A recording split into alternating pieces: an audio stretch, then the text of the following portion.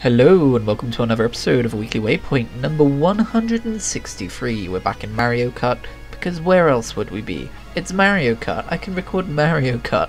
The novelty still has not worn off on me. It's my birthday tomorrow. I'm going to be 26 and I'm not going to sit here and go, oh, that's so old, because it's not.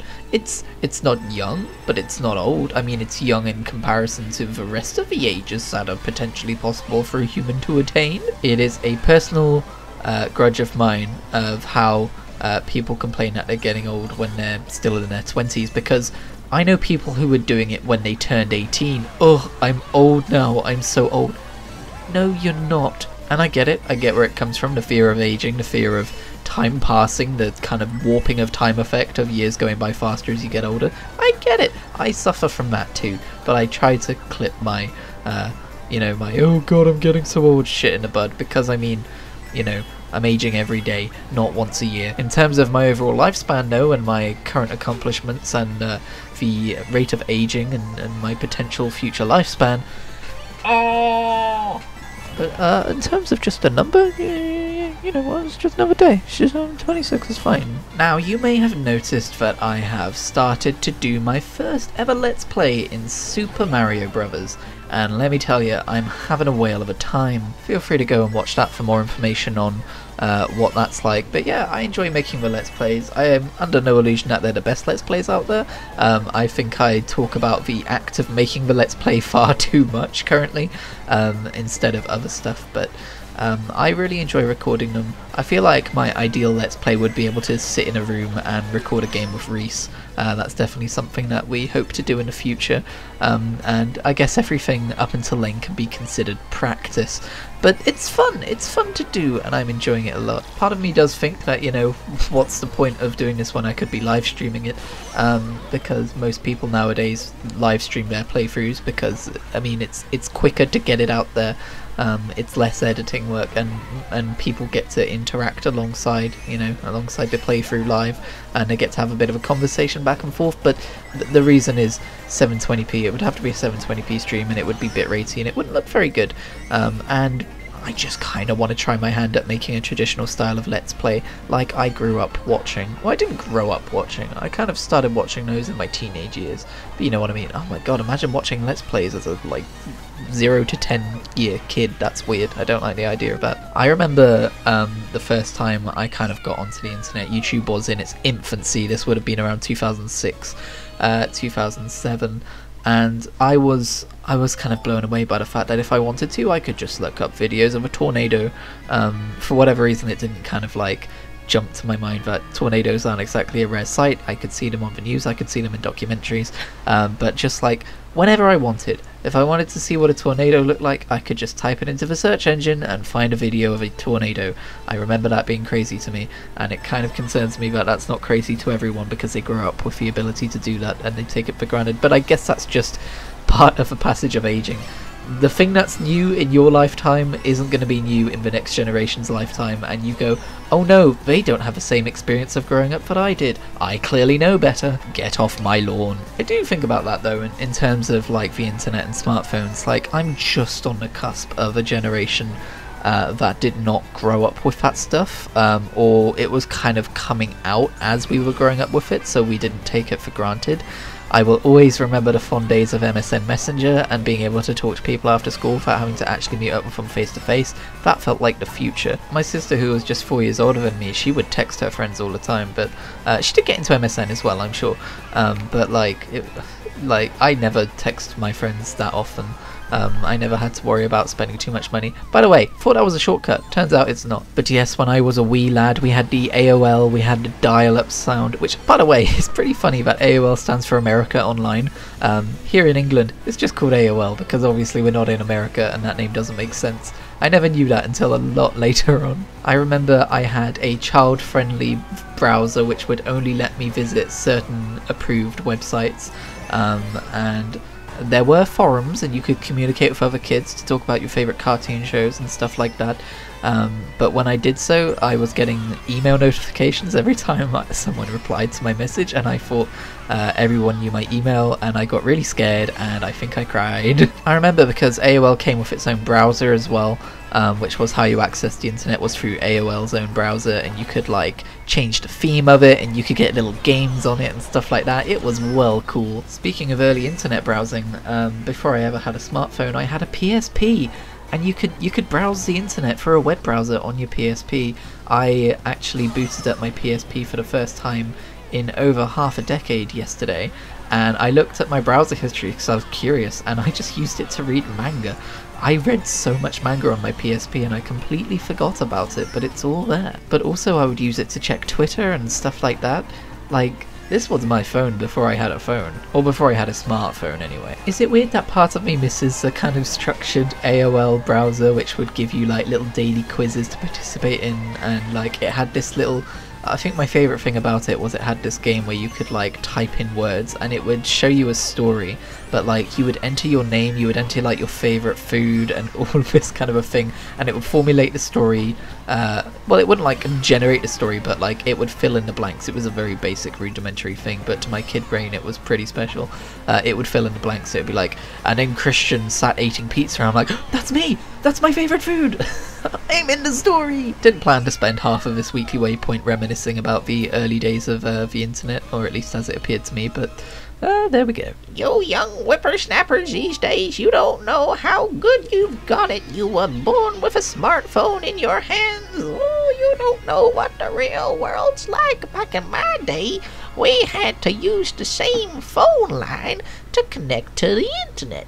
So if your parents wanted to speak on the phone, you had to get your butt off the internet. And it would go... Quickly referring to the gameplay that you're seeing right now, I forgot to mention at the start, but I thought I'd mix things up and choose a different racer and choose a different bike. But the problem is I never do that, so all of my instincts are wrong, and I keep bumping into things when I shouldn't be bumping into things. And also I haven't played any of these tracks in a while, so I am very rusty and out of my element. There we go, there are my excuses. Let's continue talking about other things. Oh, and these are hard AI as well, because last week they were medium AI, and that was kind of boring. So for my birthday tomorrow, I am getting some Xbox gift cards, and I am going to spend them on the Elder Scrolls Online. I was wondering if I was going... I don't know why I was talking like that. I was wondering if I was going to bother with getting the latest Elder Scrolls Online expansion, because I'll be honest, there's nothing about it which really hooks me apart from the companion system. I'm interested in the companion system, but I never played a huge amount of Oblivion. I don't think I ever visited the area which is being explored in that expansion. Leowyn? Is it Leowyn? Or am I thinking of something else? That might be a Lord of the Rings thing. Hang on, let me look it up. It is Leowyn. It is an Elder Scrolls thing. I should have guessed by the double I, like Cyrodiil, Leowyn. It's a bit weird, don't understand that. But anyway, yeah, I've never really been there. I never finished the main story for Oblivion either, so I'm not a huge what's his name guy. Mehrunes Dagon is his name. Yeah, I don't have a huge affinity to him as a villain, and it seems like he's going to be a pretty one-note, big, bad, stompy evil demon villain, which Elder Scrolls Online has had a few of so far.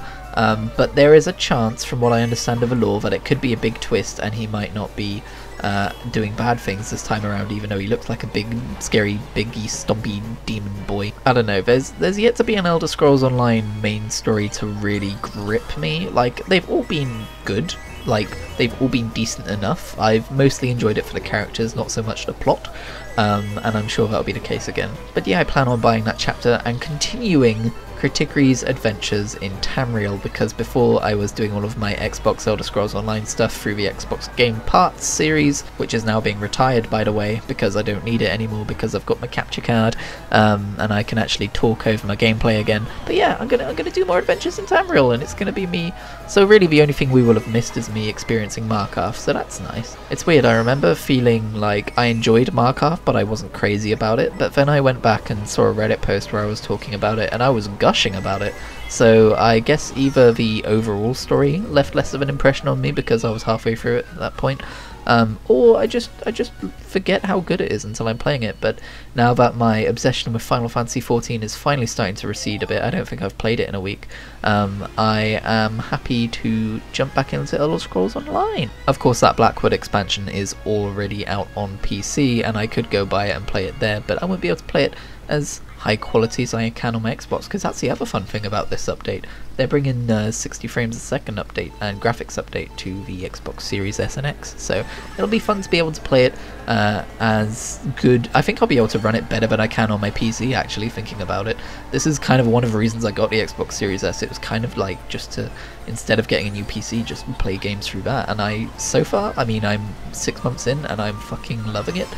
Go to Kritigri.wordpress.com to find out more about how much I'm loving my Xbox Game Pass and Series S experience, because I write about it every single month. So yeah, I'm looking forward to playing that soon. In the meantime, guess who beat Mass Effect 1? It's me, it's this guy, and I'm not going to give any spoilers, so don't you worry about turning off the video at this point if you haven't played it yet. I'm just going to talk about the general experience. Mass Effect is one of those games that I've always considered like unbeatable in a way. Like, I've started it several times, I think 2 or 3 times on PC, and I've never been able to get into it because, I mean, that gameplay has aged pretty terribly. But Legendary Edition sold me on the idea of them polishing the gameplay of the first one a bit and bringing it in line with the second one, which is what everyone says is better. And hey, it worked. I don't know what specifically they changed, if it was enough to sway me or if I just had a better time playing it on my Xbox, but it worked and I beat the damn game. Now, I'm not going to give spoilers, but I am going to say, if you are playing through the game, beware.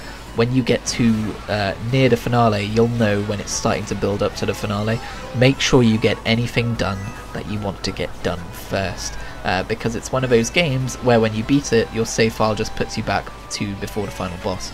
And that's not really an area where you can go and leave and carry on doing things before you come back to beat him again. I do have older saves, but I don't want to have to do that entire final level all over again, and I was worried about how it would interfere with my save file for Shepard moving forwards into the second game. So while I did initially plan on doing a whole bunch of side content for Mass Effect 1, I think I'm just going to leave that till the very end, till I finish the entire trilogy, and if I want to go back and 100% the game, then I can do that then. I can go back to my save file, and it'll probably be a bit weird to go back to Mass Effect 1 after all of that, but I can go back to my save file and play it as I see fit then, because it's not going to matter what happens in the future, because I would have already done the future. As for my first impressions on Mass Effect 2, even though it's all been like kind of condensed into one trilogy now, and the gameplay of the first has been brought in line with the second, you can still feel the massive improvements that 2 has to offer. Like, the gameplay is very different, the gunplay feels better, the abilities are a bit more refined, although I do miss my bunch of telekinetic stuff that I had as a Vanguard before compared to now. Hopefully I get some of that stuff back. And the story, I don't know, the story feels darker. Again, no spoilers, but it kind of takes you to like grittier areas of the galaxy compared to the first game. And I kind of miss the first game in a way so far, although now that I did feel that initially. I've played a bit more of it, I'm feeling a little bit more settled in the second game now, but to begin with I was just kind of like, this feels different and detached and darker, and I miss my friends. Anyway, that's me, that's this video. Thank you very much for watching, and I will see you next week when I have arbitrarily decided to say that I'm 26 now instead of 25.